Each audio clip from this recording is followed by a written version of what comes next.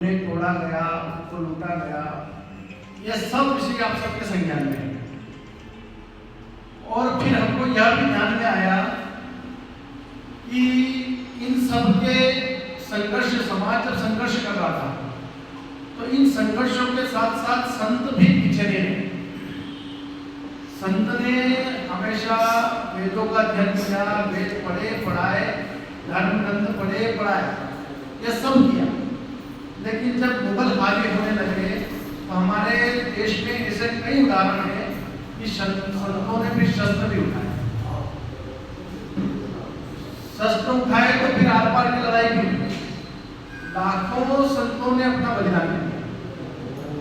फिर बाद में मुगल काल के खत्म होते होते अंग्रेज आते रहे, वहां तक भी हमको जानते हैं कि फिर गौ माता की रक्षा करने के लिए भी ऐसे वर्तमान तक ऐसे कई आंदोलन हुए जिसमें संत पुरोहितों का बड़ा योगदान रहा।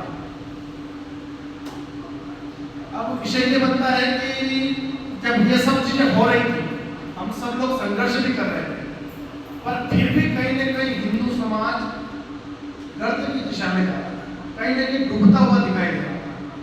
क्योंकि लगातार धर्मांतरण होना, लगातार धर्म के ऊपर, धर्म शास्त्रों के ऊपर जो आघात हो रहे थे, शास्त्रों को झूठा बताया जा रहा था, संतों की वाणी को झूठा बताया जा रहा था, उस कारण कई लोग भ्रम के कारण अन्य धर्मों में, अन्य धर्म तो है ही, अन्य मत पंथों में, तो जब वहां गए तो उनकी स्थिति क्या है और हम क्या है ये हमको स्पष्ट जानना। परंतु संघर्ष जो चल रहा था, संघर्ष का जो कालखंड चल रहा था, उसमें कहीं न कहीं कुछ चूक हम सबसे बड़ा, तो एक बड़ा हिंदू समाज का बड़ा अंग धर्मांतरित होकर हमसे अलग हो गया। और 1947 के पूर्व का देश देखेंगे और वर्तमान का देश देखेंगे तो यह इसका विभाजन भी लगातार होता है, और विभाजन भी धर्म के आधार पर होता है। हमने एक नारा बहुत पहले से सुना होगा कि हिंदू घटा, हिंदू बढ़ा तो देश घटा। जब जब हिंदू बढ़ता गया तो देश घटता गया। तो पाकिस्तान बना, बांग्लादेश बना, अफगानिस्तान बना, श्रीलंका अलग हुआ, सब स्थिति हमको ध्यान में आ रही। तो हम सब लोग संघर्ष कर रहे हैं, लेकिन परिणाम कहाँ है? देश तो फिर भी टूटता जा रहा है। तो 1964 में ऐसा सोचा गया, संघ के एक ब्रिटिश संचालक रहे श्री गुरु, उनको उनके साथ कुछ संतों ने बैठक की कि जब आप आरएसएस चला रहे हैं, संघ चला रहे हैं, व्यक्ति का निर्माण तो कर रहे हैं, लेकिन धर्म की बात कौन करेगा? धर्म की रक्षा कौन करेगा? गौ माता की रक्षा कौन करेगा? गीता की रक्षा कौन करेगा? इसके निमित्त भी कोई योजना बना है। तो 1964 में भगवान कृष्ण के जन्म के अवसर पर, कृष्ण जन्माष्टमी पर बहुत सारे संत इकट्ठे हुए और संतों ने 1964 में कृष्ण जन्माष्टमी के दिन विश्व हिंदू परिषद की स्थापना की। तब से लेकर हमको ध्यान में है कि विश्व हिंदू परिषद संतों के मार्गदर्शन में चलता है। हो सकता है आज हमको कई प्रकार की जिम्मेदारियां हैं, पर हमारे केंद्रीय नेतृत्व में संतों की एक मार्गदर्शन टोली है, ऐसे प्रांत में भी एक मार्गदर्शन टोली है, ऐसे विभाग में भी होती है और जिला स्तर पर भी होती है। तो जब ये मार्गदर्शन टोली होती है, यानी उनके बताए अनुसार विश्व हिंदू परिषद अपनी योजना करता है, गंगा गीता गौ माता की रक्षा करने के लिए संघर्ष करता है। तो यह सब 1964 से लेकर अभी तक चला आ रहा है। जब 60 वर्ष हो गए स्थापना में, फिर भी हमको परिवर्तन को देखते हैं तो परिवर्तन में हम बहुत पीछे हैं। हम दो अलग अलग पंथों की बात करें, एक ईसाइयत की बात करें, तो ईसाइयत को खंड करने वाले विदेशियों से बहुत पैसा आता है और उनका साइलेंट करके चलता है, चुपचाप आपकी बस्ती में, आपकी कॉलोनी में धीरे धीरे धर्मांतरण करते रहेंगे, हमको पता ही नहीं। ऐसे कई क्षेत्र ईसाई क्षेत्र बने हैं। आजादी के पूर्व मुझे ध्यान में है, पुस्तक पढ़ रहा था मैं।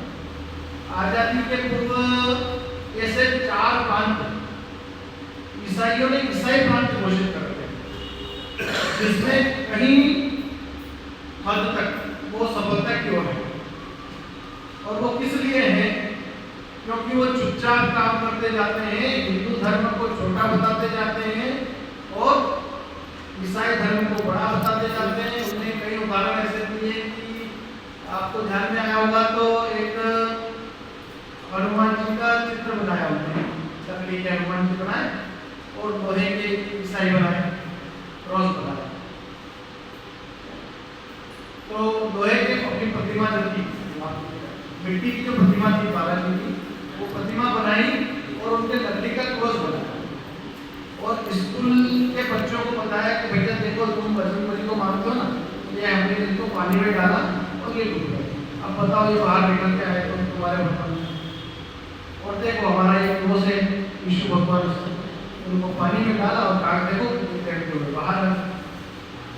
तो ऐसे छोटे छोटे षड्यंत्र करके उन्हें हिंदू समाज की मानसिकता बदली।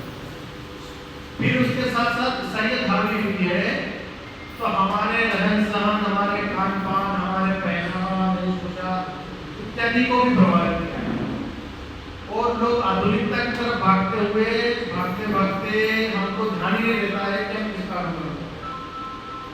सनातन धर्म को मानने वाले लोग भी उनका अनुसरण करते करते कब ईसाई बन जाते पता नहीं चलता। फिर दूसरी ओर मुसलमान, इस्लाम, उसने एक हाथ में कुरान और एक हाथ में तलवार लेकर संघर्ष किया और लगातार हिंदुओं को डरा के, धमका के, कत्लेआम करके उनका धर्मांतरण किया। तो ये दोनों प्रकार से कर रहे हैं, धर्मांतरण कर रहे हैं, हिंदुओं को ईसाई बना रहे हैं, मुसलमान बना रहे हैं। लेकिन हम लोग, हमारा जैसे उधर ने कहा कि हम मस्तिष्क हैं, जैसा मस्तिष्क आदेश करेगा वैसा समाज करेगा। तो हमारी भूमिका कहाँ हमसे चुप हो रही है, उसका चिंतन की आवश्यकता है। क्योंकि आज भी बड़े कितना ही वातावरण विषैला होगा, पर संत के प्रति, ब्राह्मण के प्रति, अर्चक पुरोहित के प्रति या जो इस व्यवस्था में है उनके प्रति समाज को बड़ी श्रद्धा है। आज जैसे मैं अक्सर हमारे बैठक में भी कहता हूँ, विश्व यूनिवर्सिटी बैठक उसमें कहता हूँ कि हम जो बात करते हैं, हम क्या बात करते हैं? हम बात करते हैं कि विश्व यूनिवर्सिटी संतों के मार्गदर्शन में चलता है और वो गंगा, गीता, गौ माता और लैंड जिहाद, लव जिहाद, उनके प्रति संघर्ष करके हिंदू बहन बेटियों की रक्षा नहीं करते। और हम किसी हिंदू बहन बेटियों को बचाने की कोशिश करते हैं, कोई मुस्लिम विधर्मी उसको पहला पैसा ले जाता है। जब वो ले जाता है फिर हम संघर्ष में तब लगते हैं कि वो ले गया है और अपन संघर्ष करें, फिर उसको लाएंगे। फिर वो जब वो दूषित हो गई है तो यहाँ पर अपनाने वाले लोगों को कमी आती है।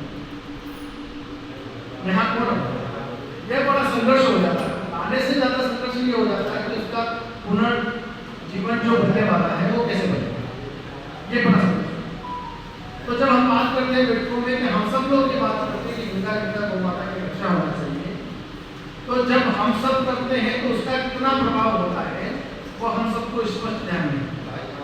लेकिन जब हम यही बात, जब हम कह रहे हैं, लेकिन जब यही बात अंदर मंदिर का एक पुजारी, एक अर्चक पुरोहित, एक संत, एक कथावाचक, भगवताचार्य जब अपने मंच से कहने लगता है कि गंगा, गीता की, गौ माता की रक्षा तो होना ही चाहिए, लेकिन विधर्मी से बहन की रक्षा भी होना चाहिए।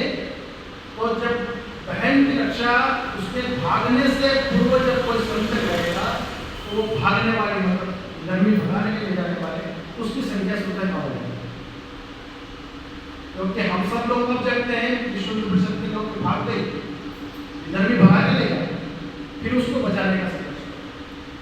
लेकिन किसी मंदिर का पुजारी जरा उसके मोहल्ले में 100 परिवार रखते होंगे, 200 परिवार, तो मेरा ऐसा व्यक्तिगत मानना है कि उस पुजारी का संपर्क उन 100 घरों में सहजता से होता है, 100 ही घर में होता है। और केवल पुरुष वर्ग नहीं, यहाँ तक कि चूल्हे चौके पे होता है। इतना विश्वास होता है कि हाँ नहीं, हमारे पंडित जी जरा बता रहे हैं। और जब वो पंडित जी वह बात कहेंगे उस परिवार से कि जरा आपकी 2 बेटियां हैं, जरा, या उन दोनों बेटियों से सीधे कहेंगे कि भैया जरा गरीबों से जरा बच के रहिए, उनके ऐसे ऐसे षड्यंत्र चलते हैं। तो जो बात हम कहते हैं वही बात अगर अर्चक पुरोहित पंडित जी कहेंगे तो उसका लाभ 100% मिलेगा, 100% मिलेगा। और जब यह लाभ मिलेगा तो हिंदू समाज बचेगा, हिंदू समाज की बहन बेटियां बचेगी, हमारा धर्म बचेगा, सनातन। आज हम सब लोग इस पर विचार करें कि धर्मांतरण कितनी गति से हो रहा है। तो पहले तो मीडिया बताती नहीं थी, आजकल मीडिया बताने लगी है। अभी भोपाल में एक कांड चल रहा है, एक उज्जैन में चला है, एक इंदौर में चल रहा है। कल ही एक मंदसौर की घटना है, एक शादीशुदा महिला को एक विधर्मी ने उसको पहला फंसा के उसका शोषण किया। फिर बाद में पता पड़ा कि तो धर्मेंद्र नाम बता रहा था कि धर्मेंद्र नहीं, वो अकबर है। तो ये सब षड्यंत्र चल रहे हैं।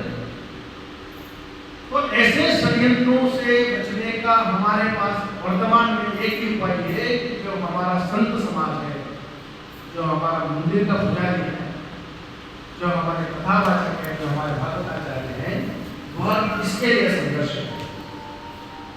और जब यह सब बोलेंगे तो समाज जो मन से सुनता है वो मन से मानेगा, क्योंकि बजरंग दल की छवि तो वो बना दी गई है कि ये तो खोएगा, मारेगा, पीटेगा, ये दादागिरी करता है, गुंडागर्दी करता है। लेकिन वो किस लिए कर रहा है, इसके पीछे समाज नहीं जा रहा। लेकिन संतों की अपनी परिवार है, संतों की अपनी व्यवस्था है। जब संत ये बात करने लगेंगे तो बहुत बड़ा फर्क समाज में है। हम लोग धर्मांतरण की बात करें तो सीधे सीधे अगर कोई धर्मी एक हिंदू बहन को ले जाता है, एक हिंदू बहन को भगा के ले जाता है तो हमारा एक हिंदू कम होता है। लेकिन उस हिंदू बहन से 2 हिंदू बच्चे पैदा होने वाले थे, 2 हिंदू बच्चे पैदा होने वाले थे, वो नहीं होंगे, यानी हमको 3 करना है। और फिर जब वो भगा के ले जा रहा है, उसका धर्मांतरण करेगा तो न्यूनतम वो उससे 6-7 बच्चे पैदा करता है, न्यूनतम कम से कम 6-7 बच्चे। तो हमको 3 का इधर नुकसान हुआ, 7 उधर हो गए, तो 3 और 7 कितने हो गए? 10। यानी एक बहन भागने पर हमको सीधा 10% मिलता है। इधर के अगर एक बहन को ले जाता है तो सीधे सीधे हमको 10 बहनों का, 10 हिंदू संख्या का नुकसान। तो यह सब विस्मरण करने की आवश्यकता नहीं है, इनको भूलने की आवश्यकता नहीं है, इसको स्मरण करना पड़ेगा, याद करना पड़ेगा। और हमसे जो संघर्ष बनेगा वो करना। आज मैंने पूर्व में भी कहा कि मैं सूर्य को दीपक दिखाने का प्रयास कर रहा हूं। मुझे मालूम है कि आप सब विद्वान हैं, मेरी क्षमता नहीं है कि मैं कोई समझाने का भी प्रयास करूं। लेकिन वर्तमान में हिंदू समाज की भी यही स्थिति है कि वो किसी अन्य व्यक्ति को शादी ब्याह में बुलाएगा तो उसका जरा मोल भाव करके ठीक ठीक उसको कितना देना है, वो 10 मांगेगा तो 20 देगा, लेकिन उसको दक्षिणा पंडित जी को देने में कष्ट होगा। ये स्वाभाविक सी बात है। वो जरा नाई के पास जाएगा, फेशियल कराएगा, उसको 2-5 हजार रुपए देने में उसको कोई तकलीफ नहीं होगी। लेकिन वही बात अगर उसको पंडित जी को देना तो 500 रुपए निकाल के देगा, नहीं 500 से ज्यादा हो गए। तो ये अपना स्वभाव भी बन रहा है और इस स्वभाव को समाज को ठीक करने की भी आवश्यकता है, क्योंकि जब अर्थ नहीं होगा तो कोई इन परंपराओं को अपनाएगा नहीं, संतों की ओर इस दिशा में जाएगा नहीं, मंदिरों की व्यवस्थाओं की दिशा में जाएगा नहीं। फिर वो भी प्राइवेट नौकरी ढूंढेगा, वो भी प्राइवेट काम ढूंढेगा, सरकारी नौकरी ढूंढेगा। जब इन सब चीजों की तरफ वो भागेगा तो यहाँ धर्म को कौन बचाएगा? शास्त्रों की बात कौन करेगा? धर्म की बात कौन करेगा? गीता की बात कौन करेगा? रामायण की बात कौन करेगा? तो ये समाज को भी सोचने की आवश्यकता है। कोई हमने तो बड़े बड़े उदाहरण सुने हैं पढ़े भी होंगे कि, और फिल्मों में अक्सर देखते हैं, फिल्मों वाली बात करें तो उसमें पंडित को बड़ा गरीबी दिखाई है। एक कहानियों में जाएंगे, किताबों में जाएंगे तो एक गांव में गरीब ब्राह्मण रहता था, एक गरीब ब्राह्मण रहता था। क्यों भैया गरीब क्यों रहता था? उसके पास धन था ना, गीता का, वेद का, उस धन को देखा जरा, उसको कोई नहीं बताएगा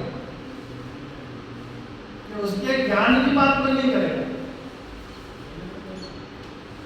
तो इसलिए समाज में भी परिवर्तन की आवश्यकता है, और वो परिवर्तन मेरा ऐसा मानना है, व्यक्तिगत मानना है, हमारा संगठन भी कहता है कि यह बहुत अच्छा परिवर्तन हिंदू समाज में तब आएगा जब यहाँ के संत, यहाँ के कथावाचक, भागवताचार्य, मंदिर के पुजारी अर्चक ये परिवर्तन करना चाहेंगे इसको।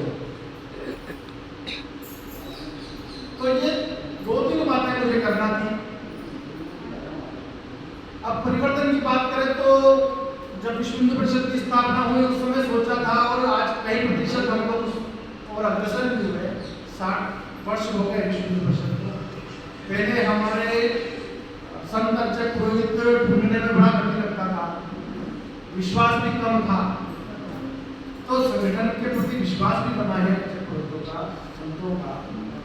और कई मंचों से वो हमको सुनाई भी दे रहा है कि हम जो बात कहते हैं कि लफ्ज़ जिहाद से रक्षा हो, बहनों की धर्मांतरण ना हो, गौ माता की रक्षा हो, गीता की रक्षा हो, गंगा की रक्षा हो, तो यह बात आज मंचों से सुनाई देती है। तो आज आप और हम बैठे हैं, ऐसी प्रार्थना है कि इस ओर जब हम अग्रसर होंगे तो धर्म बचेगा, नहीं तो आने वाले 10-20 सालों में संघर्ष बड़ा होगा। और मुझे ऐसा लगता है कि संतों को भी हो सकता है राजनीति प्रभावित करने, क्योंकि जिस गति से बच्चे पैदा कर रहे हैं और जिस गति से धर्मांतरण के षड्यंत्र चल रहे हैं, वह गति हम सब लोगों की अपेक्षा कहीं ज्यादा है। परंतु फिर भी मैं विश्वास दिलाता हूँ विश्व हिंदू परिषद की एक अच्छी जिम्मेदारी पे होने के नाते कि जब भी ऐसा संघर्ष होगा तो विश्व हिंदू परिषद परिषद का कार्यकर्ता अपने प्राणों की चिंता किए बिना समाज की सुरक्षा के लिए लड़ेगा। और सबसे पहले अब ये नहीं कहूँगा मैं कि हमको बलिदान होना पड़ेगा या हमको है ना शहीद होना पड़ेगा। मैं कहूँगा कि हम बजरंग दल का कार्यकर्ता 150 लोगों को लेकर जाए, क्योंकि उसके मन में वैसा धर्म के प्रति आस्था है। यह सब करने की आवश्यकता है। आज आप सब लोग पधारे, यह बहुत एक अच्छा हम सब लोगों के लिए गर्व की बात है। परंतु आज के दिन एक निवेदन कर रहा हूँ मैं, दामोदर जी बैठे हैं हमारे, कि नगर की किसी समिति है अपनी, पर एक नगर की किसी समिति बने 10-12-15 लोग, जो हमारे आपके माध्यम से सब लोगों के टोली बने, और ऐसे ही हम 3 माह में एक बैठक करें। आज मैं बोल रहा हूँ, अगली बार हम सब में से सोच के कुछ विषय तय करके हम सब लोग उन पर चिंतन करेंगे कि वर्तमान में हम लोग क्या कर रहे हैं और हमको क्या करना चाहिए।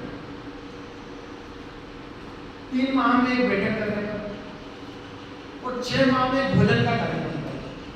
रावता जी जरा लिख लो आपसे।